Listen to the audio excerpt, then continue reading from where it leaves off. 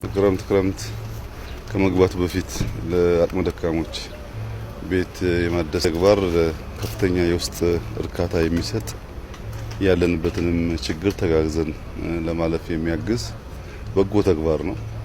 በዚህ በጎ ተግባር ላይ አቅም ጉልበት ያላቸው ሰዎች ሁሉ በየሰፈራቸው በየከባቢያቸው ፈርሶ የሚሰራም ከሆነ ባለበት የሚጠገንም ከሆነ የአቅመ ደካሞች ያዛውንቶች ልጆች የሌሏቸው መበለቶች ቢታገዙ በምድሩም በሰማዩም ጠቃሚ ስለሚሆን ክረምቱን በሙሉ የምንሰራው ይሆናል ማለት ነው። ለዚህ መላው የሀገራችን ዜጎች በዚህ መልካም ተግባር ላይ እንዲተባበሩ አብረው እንዲቆሙ እንዲሰሩ አደራ ማለት ፈልጋለሁ እና ልማድ ቢሆን በየአመቱ ያላቸው የሌላቸውን ቢያግዙ አቅመ ደካሞችን ጉልበታሞች ቢያግዙ ሀገራችን ውስጥ አለ የምንለውን ችግር ለመቀነስ ለመቅረፍ ያግዛል።